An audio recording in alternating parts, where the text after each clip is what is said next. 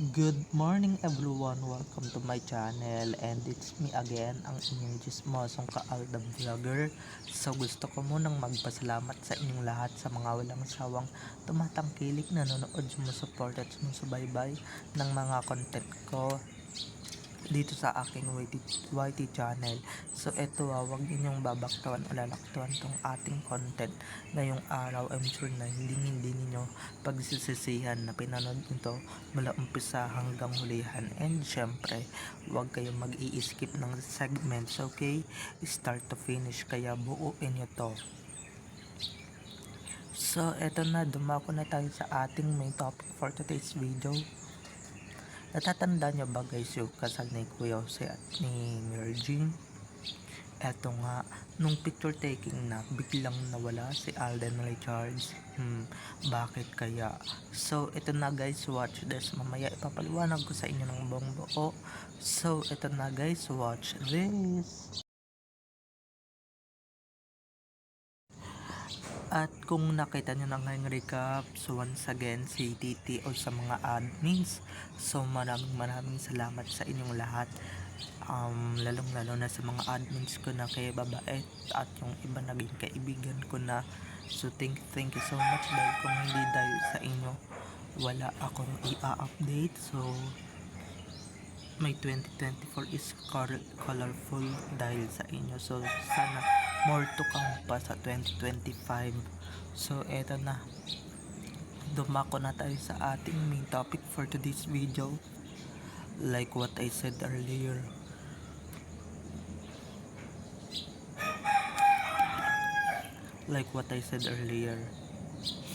natatandaan nyo ba yung, just a mini throwback lang naman, natatandaan nyo ba yung kasama si Manalo nung asawa niyang si Marlene? By the way, congratulations. Na kung saan pumunta nga si Alden Richards, pero eto ang nakakapagtaka at siguro naman hindi naman kataka-taka. Eto na nga guys, biglang nawala si Alden Richards nung photo op na nung picture taking na ng mga kumbidado. Samantalang nandun naman si or diba, ba't siya magtatagal doon? Wala naman talaga yung tunay niyang asawa, diba? Ang nakikita niya lang naman doon si Clooney na talagang balbasrado or diba, kirat yung mata, hindi pantay yung mata, diba, hindi pantay yung skin color. So at saka nandun si Popo kahit wala naman kinalalaman. So bago siya mainis, siguro sinabi niya na, ba't ako mag-stay dito? Wala naman talaga dito yung tunay kong asawa or yung tunay na main, diba? Ba't pa ako mag-stay para makapagplastikan sa mga nandoon na kampan ng mga hari sa sila, diba? Ba't pa ako mag-stay doon? Ba't pa ako maglalagi doon? Wala naman doon yung misis ko. Okay na yun, inabot ko naman na kay, diba, inabot niya naman kay Kuya Jose yung ganyan. At saka naiintindihan naman din talaga ni Kuya Jose yung ba't talaga umalis talaga si Alden or umalis agad si Alden, diba? Or hindi ko lang talaga nakita yung picture ni Alden kasi nga, diba, o baka nandun siya, diba? Nandun siya pero pagkatapos ng event, diba, sa kalagitnaan ng event, pagkatapos ng ilang picture kamustan, talagang umalis na siya or talagang naglango na siya, parang bula, diba? Di katulad ni Popo at saka ni Clooney. Ang kapal ng mukha, ba't kayo nagpunta doon, diba? Si Clooney katrabaho lang naman yan, at hindi naman yan talaga kinakausap ni Kuya Jose. Ito si Popo talaga yung nakakapang distract na ang kapal ng mukha. Ba't nandoon sa event? Ba't nandoon sa program, diba? Ba't nandoon sa Ba't nandoon sa program na ang kapal ng mukha, hindi ba? Ang kapal ng apog. Nandoon sila ng bonggang-bongga. Um, 'Di ba? Baka mamaya magkaroon pa ng disaster. Magkaroon pa ng suntukan or whatever it is. 'Di ba? Um, Talagang inano na ni Alden, talagang lumayas na si Alden at talagang nag-disappear na talaga si Alden, 'di ba? Um, so yung mga nagtataka dyan, yung nag-meet ni throwback ng Aldab, guys, hindi si Main yung napakalayo ng itsura. 'Di ba? Nagkita nga sila sa wedding pero 'di ba?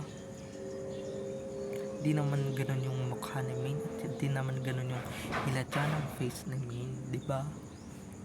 Alam naman natin si Main hugis bigas ang mukha. Ito guys, parang yung alam niya ba yung binukbok na nakahoy, ganun yung itsura niya, ganun yung itsura nung nandoon sa kasal. Napakalayo sa tunay na Main at napakalayo talaga, 'di ba? Kaya yung mga nagre-reminisce diyan na nagkita daw sila dahil may mga nababasa ko sa TikTok ganyan. Walang nagkita dahil hindi naman totoo kung Main ang nandoon. Peking Main ang nandoon.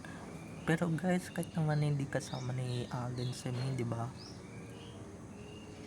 Mahilig sa branded stuffs. Alam naman natin si Main ang mahilig sa branded stuffs, lalong-lalo na sa branded na bag, 'di ba? So nandoon na rin ang presensya niya kahit na wala siya or kahit na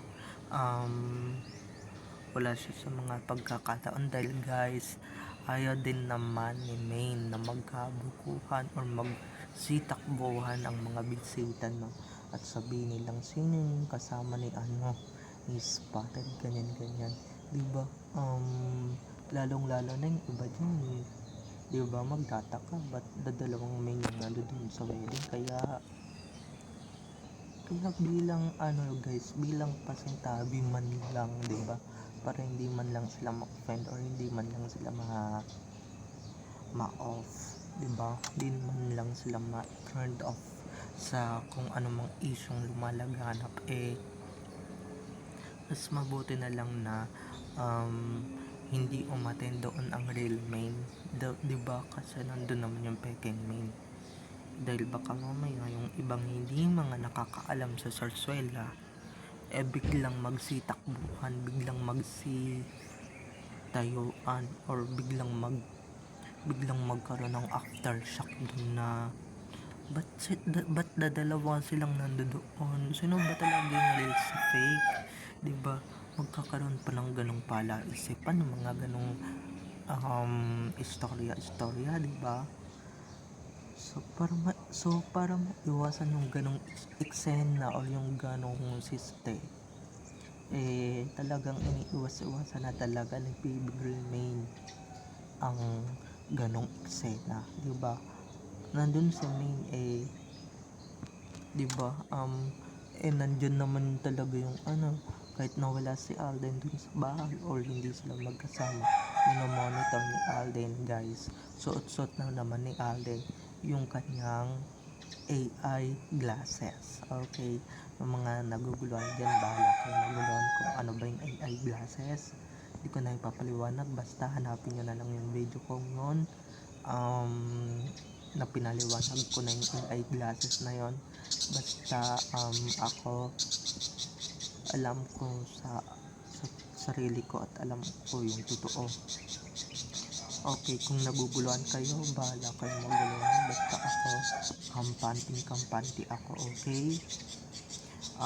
At marami pa nagtatanong ba't magkasama yung Spotted, pati yung pangalan namin, ba't magkasama dun sa wedding? Guys, politika, 'di ba? Kailangan niya ng mga simpatya at saka hello. Alam naman nila na kailangan naman nilang umarte, 'di ba? Napag-utusan lang sila, and pagka hindi sila umarte na kunwari sweet-sweetan kahit na mukha silang tuod, 'di ba? kahit wala siyang kinalalaman doon sa kinasal, eh talagang magkasama at magkasama sila, di ba? Kahit wala siyang kinalalaman, hindi naman siya kumpare, di naman siya, ano, ba't sila nagkabay? Or ba't siya sumama sa away, di ba? So, napakakapal ng mukha pagka ganon. At buti na lang din yun guys na umalis na mismo si Alden Richards doon sa event kasi nga pagka nagtagal pa siya doon eh talagang maaalibadbaran siya sa mga nakikita niya sa paligid, diba? Alam nga namang plastikin yung mga nandoon na hari ng sarsuela, na hari ng gulo, na kung ba't sila nagkahiwalay ng land, that's the meaning, or nagkahiwalay on cam, diba? Ba't siya ano doon para makipagkamustahan, makipag-jejemohan sa mga nandoon, na makipagkamustahan na, uy, kamusta ka na, ganito, ganyan, ano nang balita sa'yo, diba?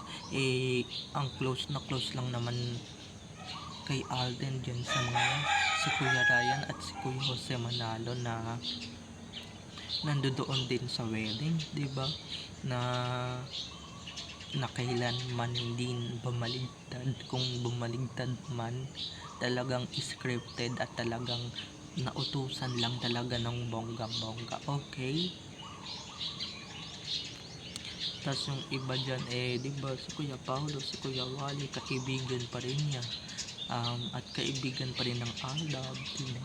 Kapag uutusan lang naman sila na kung ba't sila bumaligtad, kung ba't sila naglaho bilang Aldab fan, diba? Scripted lang naman din yun mga ka-ADN, so wag na lang natin talaga pansinin. And syempre eto na nga,